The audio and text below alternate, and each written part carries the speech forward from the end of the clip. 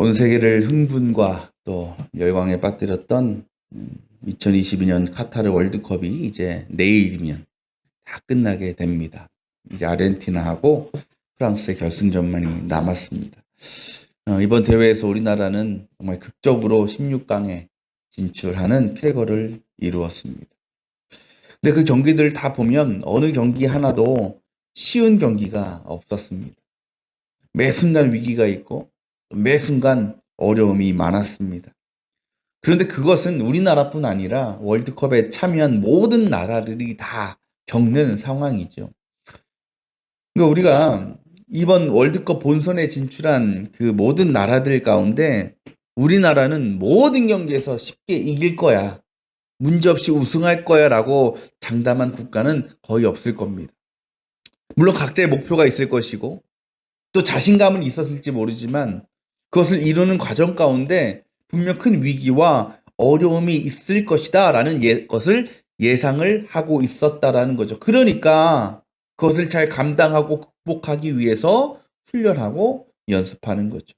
상대의 어떤 전술을 이해하고 또 그 전술을 어떻게 우리가 극복하고 뚫고 나갈까에 대한 훈련을 하는 거죠.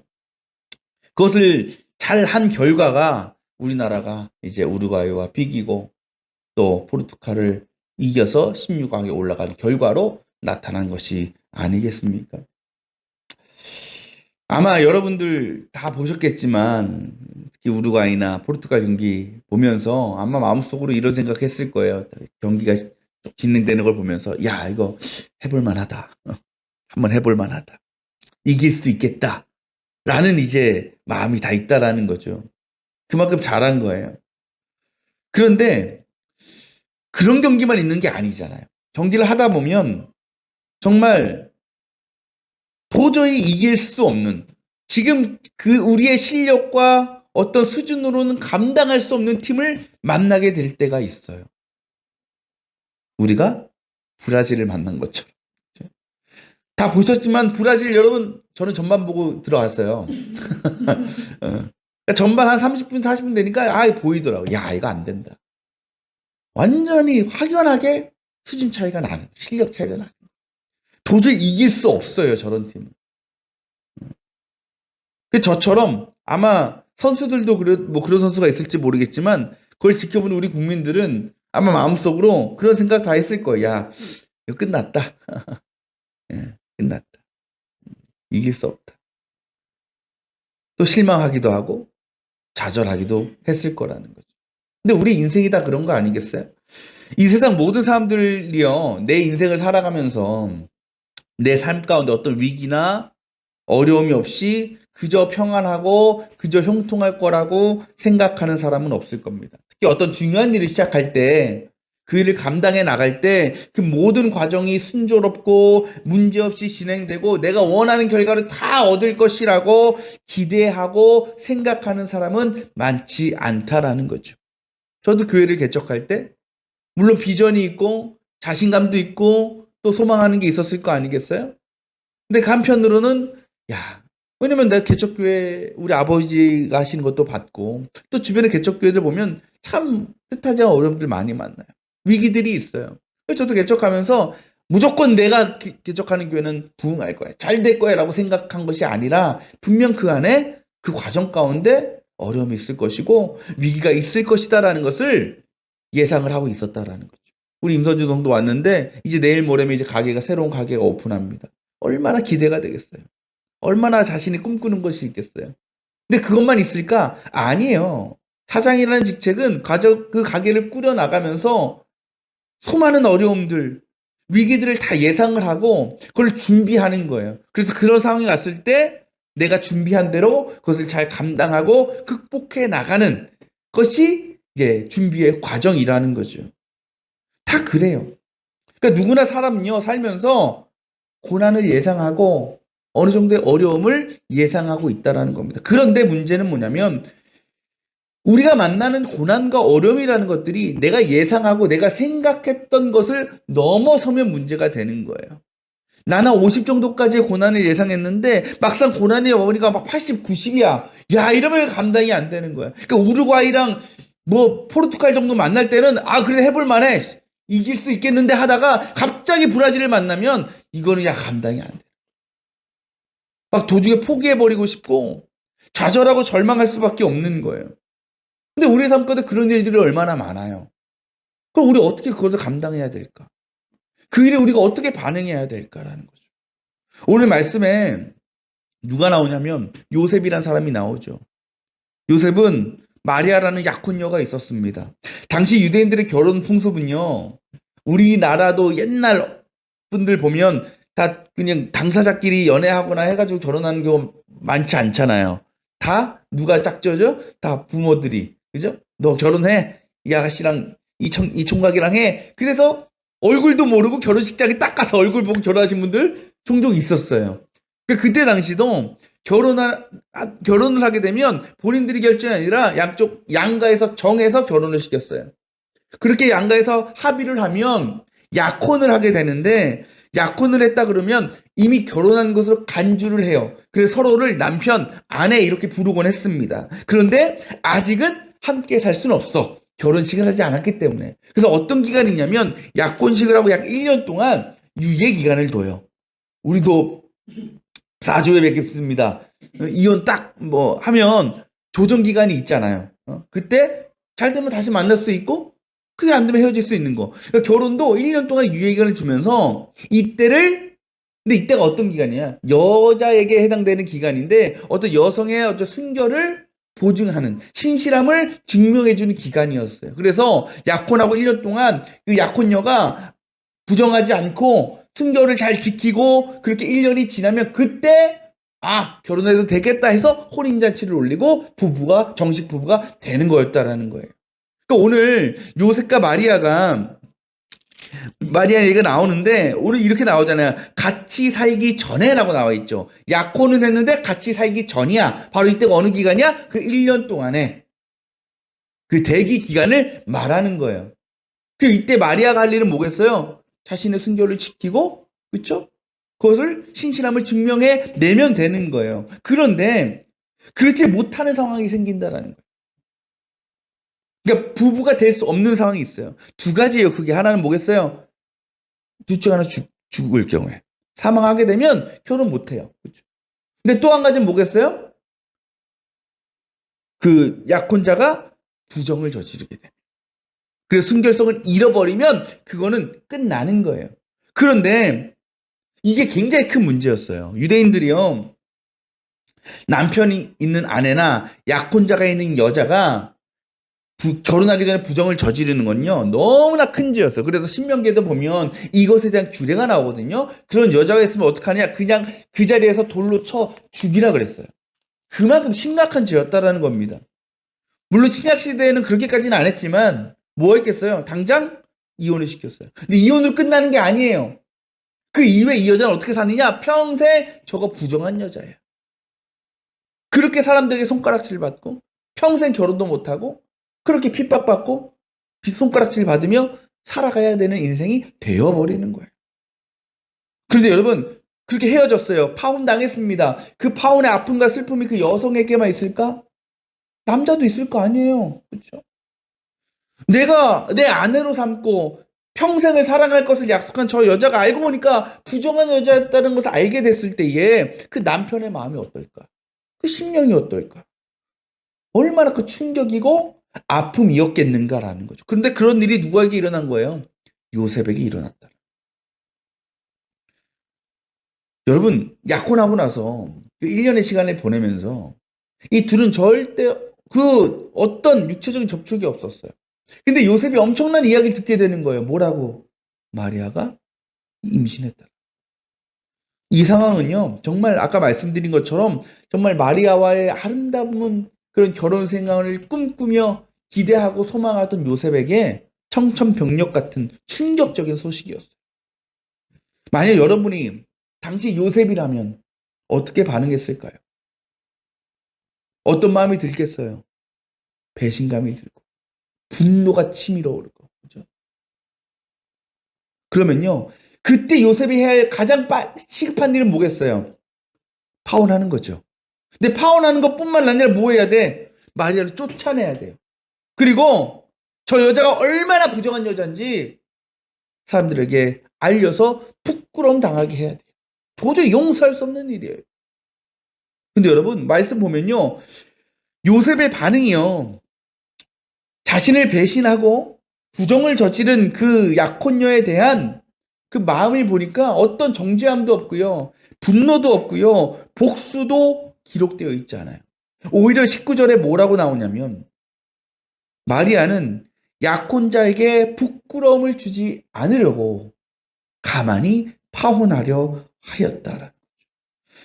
요셉은요, 이 난처한 상황, 도저히 감당할 수 없는, 받아들이기 어려운 이 상황에서 자신의 분노를 표출해도 마땅한데 그에 따른 마땅한 대가를 치르게 해도 모자랄 판인데 지금 어떻게 하고 있어요? 마리아를 보호하고 있는 거예요. 혹시 그 일로 내 약혼자였던 마리아가 부끄러움 당하지 않을까? 염려하고 있는 겁니다. 그래서 누가 이 사실을 알기 전에 조용히 헤어지려고 한 거였다라는 거예요. 그러면서도 그의 마음에 또 뭐가 있겠어요? 야, 이제 앞으로 이 상황을 어떻게 내가 마무리해야 될까? 고민했을 거고 근심했을 겁니다. 그런데 그렇게 큰 근심과 염려 가운데 잠을 자고 있는데 하나님의 천사가 요셉의 꿈에 나타났습니다. 그러면서 놀라운 이야기를 전해주는 거예요. 그게 뭐예요? 너의 약혼자 마리아 뱃속에 있는 아이는 다른 남자의 아이가 아니라 성령으로 잉태된 아이다. 그리고 그 일은 이전에 구약의 선지자를 통해서 하신 말씀을 이루고자 하시는 것이다라는 것을 알려주었습니다. 그러면서 요셉을 확실히 더 이해시키기 위해서 천사는 구약 이사야서에 기록된 그 예언된 그 말씀을 증거로 제시하고 있어요. 그 말씀 뭡니까? 보아라, 동정녀가 잉태하여 아들을 낳을 것이니 그 이름을 임마누엘이라 할 것이다. 바로 그 약속이 너를 통해서 마리아를 통해서 지금 이루어질 것이다라는 것을 천사가 확인시켜 줬다는 거죠. 그 말씀을 듣고 요셉은 깜짝 놀라서 잠에서 깨었습니다. 그리고 그것이 단지 꿈이 아니라 허상이 아니라 진짜 하나님의 말씀이라는 것을, 하나님의 약속이라는 것을 믿게 됐어요. 그리고 그 믿음이 생기자 그의 마음에 놀라운 변화가 나타났습니다. 바로 아직 치유되지 못했던 마리아에 대한 상처와 아픔이 사라져 버렸습니다. 그 대신 그 안에 놀라운 하나님의 약속이 성취될 것에 대한 기대와 소망이 생겼다라는 겁니다. 그 이후 요셉은 어떻게 합니까? 하나님의 명령에, 말씀에 순종했어요. 그래서 어떻게 해요? 잠에서 깨자마자 마리아의 집에 찾아가서 마리아를 자신의 집으로 데리고 옵니다. 그리고 마리아가 아이를 낳을 때까지 동침하지 않고 곁에서 늘 보살펴주고 돌봐주었습니다. 그리고 때가 되어 아들을 낳았을 때 요셉은 천사의 명령대로 그 아들을 예수라고 지었습니다. 여러분, 우리는 오늘 말씀에서 이 요셉에게서 놀라운 두 가지 모습을 발견할 수 있어요. 하나는 뭐냐? 그는 참 사랑이 많은 사람이었다. 자신의 약혼녀가 임신했다라는 이 소식은요, 전혀 예상하지도 못했고 너무나 갑작스럽고 감당할 수 없는 큰 상처와 아픔을 주는 일이었습니다. 충분히 그는 분노하고 절망할 만했습니다. 그리고 그런 아픔과 상처를 준 마리아는 그에 합당한 처벌을 받았어야 돼요. 하지만 요셉은요, 그럼에도 먼저 마리아를 생각했어요. 마리아가 부끄러움 당하지 않을까? 이 일로 어려움 당하지 않을까? 먼저 걱정했습니다. 아마 마음 같아서는 그래, 내 애가 아니지만 그래도 내 사랑하는 약혼녀가 가진 아이니 그래, 내가 끝까지 책임지자. 내가 아빠가 돼주자. 이런 마음도 있었을지 모릅니다. 그만큼 마리아를 사랑하니까. 하지만 그건 율법적으로 어긋나는 일이었기 때문에 그렇게는 못한 거예요.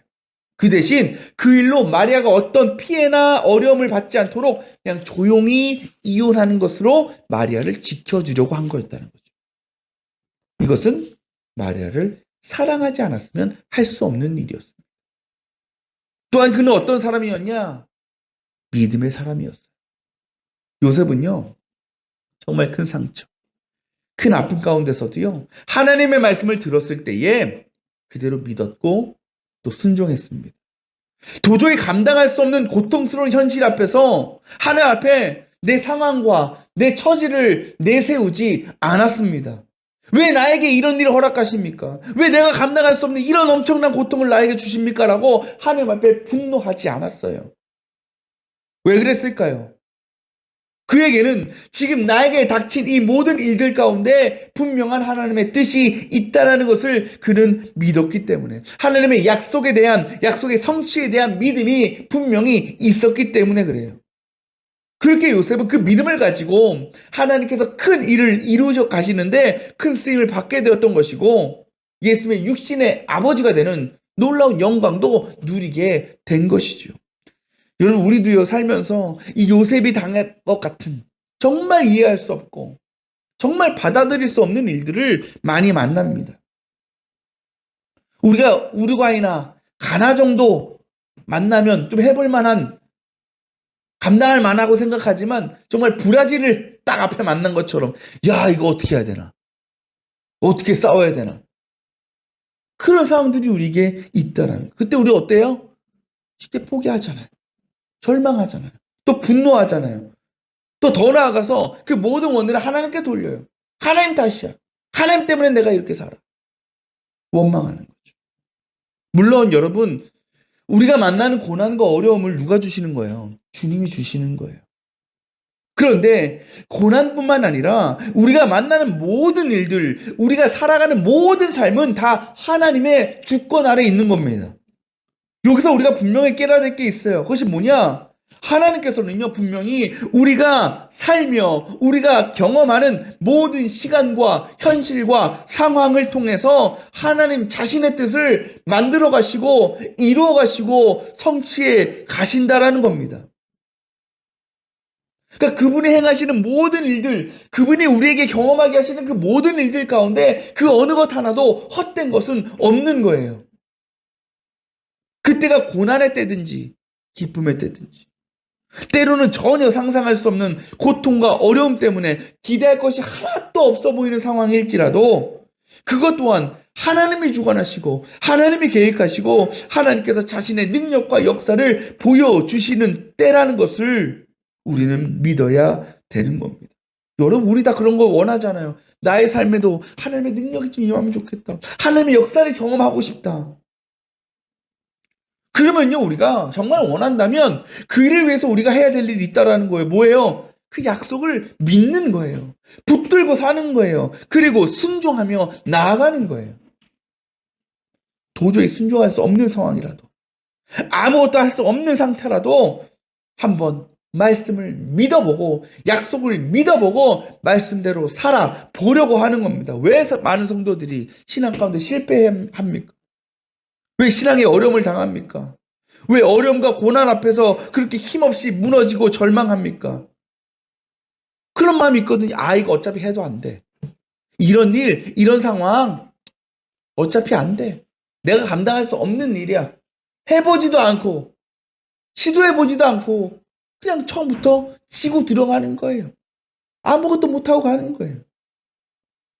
미리 포기하는 거예요. 여러분, 그렇게 보면요, 우리의 믿음과 우리의 삶을 무너뜨리는 거는요, 우리에게 닥치는 예상하지 못한 어려움과 고난이 아니라 그런 문제들 앞에서, 그런 현실 앞에서 아무것도 해보지 못하고 그저 절망만 하고 있고 분노만 하고 있는 우리의 연약한 믿음이 우리를 더욱 큰 문제로, 큰 어려움으로 우리를 이끌어 가는 겁니다. 여러분, 하나님의 능력은 헤아릴 수가 없어요. 주님께서 우리에게 어떤 역할을 맡기실지, 또 우리의 상황을 통해서 어떤 놀라운 일들을 이루어 가실지 전혀 알 수 없어요. 우리 다 걱정 안고 살아가요. 내 자녀들에 대한 걱정. 아유, 나중에 커서 뭐하나. 지금 아무것도만, 응? 얘는 커서 뭐 될까. 저기 사고만 치고 부모한테 어려움만 주고. 지나고 보면 하나님은 그 아이를 통해서 놀라운 일을 이루신다니까. 교회도 마찬가지. 교회가 어렵고 힘들어요. 아유, 우리 교회가 뭘 할 수 있을까? 뭐 대단한 일 할까? 그래서 아무것도 안 해버리면 정말 아무 일도 일어나지 않아요. 하지만 하나님께 교회 세우신 비전과 목적과 뜻을 믿고 하나님의 기쁨을 위해서, 하나님의 영광을 위해서 우리가 할 수 있는 상황에서 최선을 다해 하나님을 섬기고 교회를 섬기고 말씀대로 순종하면 하나님 분명히 그 교회를 통해서, 그 성도들을 통해서 놀라운 일들을 이루어 가신다라는 거예요. 얼마나 기대돼요. 얼마나 여러분 생각만 해도 막 떨리지 않습니까? 지금은 인생 포기한 것 같은 내 자식을 주님이 들어 쓰셔서 놀라운 인물로, 하나님의 기쁨과 영광을 드리는 인물로 사용하신다라는 기대가 있으면요, 얼마나 우리가 기쁘고 또 그런 아이를 바라볼 때에 늘 소망을 품고 살아갈 수 있지 않겠습니까? 혹시 지금 큰 어려움 가운데 있어요? 예상치 못한 문제로 고통받고 있습니까? 내 뜻대로 되는 게 아무것도 없다고 절망하고 있습니까? 그 상황에서 우리가 그냥 분노하거나 감정적으로 반응하게 되면 절대 아무 일도 일어나지 않습니다. 그때 우리는 하나님의 능력을 의지하고 말씀을 붙들고 순종해야 됩니다. 그때 하나님은 너무나 연약한 우리를, 그리고 소망이 아무것도 없어 보이는 그 상황 속에서 하나님께서 계획하신 놀라운 역사를 완벽하게 이루어 가시는 것입니다. 그렇게 되면 우리가 만나는 모든 문제는 더 이상 문제거리가 되지 않는 것입니다. 그리고 분명 우리가 알아야 될 사실이 하나 있습니다. 하나님께서 보시는 것은 결과가 절대로 아니라는 거예요. 세상은요, 뭐로 판단해요? 결과로 판단해요. 그래서 경기를 해도 뭐가 중요합니까? 승패가 중요해요. 이기면 칭찬받지만 지면은 욕먹는 게 세상이에요. 하지만 하나님은 그렇지 않아요. 하나님께서 보시는 것은 그 상대와 우리가 얼마나 최선을 다해서 싸우려고 하였는가, 맞서 보려고 하였는가, 그 감당할 수 없는 그 장벽을 우리가 얼마나 부딪혀보고 이겨보려고 노력했는가, 그 모습을 통해서 영감받는 거예요. 우리가 월드컵 때 경험했잖아요. 우리 선수들 비록 졌어요. 16강 올라갔지만 거기서 떨어졌어요. 그거에 대해서 욕하고 손가락질 하는 사람들 거의 없어요. 왜? 우리 선수들이 얼마나 치열하게 목숨을 걸고 경기했는지를 봤기 때문에. 그러니까 실력 차이는 어쩔 수 없는 거예요. 그것을 조금이라도 극복해 보려고, 감당해 보려고 얼마나 피와 땀과 눈물을 흘리며 싸워 나갔느냐를 보는 거예요. 그것이 우리에게 승리보다 더 큰 감동을 주는 거 아니겠어요? 더 큰 기쁨을 주는 거 아니겠어요? 그게 바로 하나님께서 일하시는 방법, 하나님께서 복 주시는 방법이라는 것입니다. 꼭 이기는 것만이 승리가 아니라 우리 그리스도인들에게 승리는 비록 패하더라도 그 안에서 포기하지 않고 끝까지 말씀 붙들고 순종해서 하나님을 따르려고 고군분투하며 살아가는 것이 하나님께 영광이 되는 일이고, 세상을 변화시키고 세상을 하나님의 나라로 이루어가는 우리의 사명이라는 것입니다. 강림절 마지막 주일입니다. 주님의 삶을 보면요, 다 그렇게 일하셨어요. 늘 작은 것, 연약한 것을 통해서 자신을 드러내셨습니다. 주님은 마구간에서 태어났어요. 집도 없이 떠돌아다니셨어요. 늘 비난받고 핍박 받으셨습니다. 그리고 마지막에는 십자가에 달려 죽기까지 하셨습니다. 세상적인 기준으로, 인간적인 눈으로 보면 철저하게 실패한 인생입니다. 완벽하게 실패한 사람이에요. 하지만 결국 그런 것들이 예수님의 영광을 가리지 못했습니다. 하나님께서는 세상의 눈으로 볼 때에 고난과 실패와 절망의 순간에 자신의 영광을 드러내셨다라는 겁니다. 그 하나님의 영광은 지금 우리에게도 역사하고 우리의 삶 가운데도 임하고 계십니다. 그것을 여러분이 경험하고 또 드러낼 수 있기를 바랍니다. 그 일을 위해서 우리가 만나는 모든 상황들 가운데 하나님의 뜻이 있고 하나님의 계획이 있다라는 것을 우리가 믿고 끝까지 말씀대로 믿음으로 순종함을 통해서 다시 주님께서 이 땅에 오실 때까지 이 세상과 사람들에게 주님의 살아계심을 증거하고 하나님의 영광을 드러낼 수 있는 저와 여러분 그리고 우리 교회가 될 수 있기를 주님의 이름으로 축원합니다.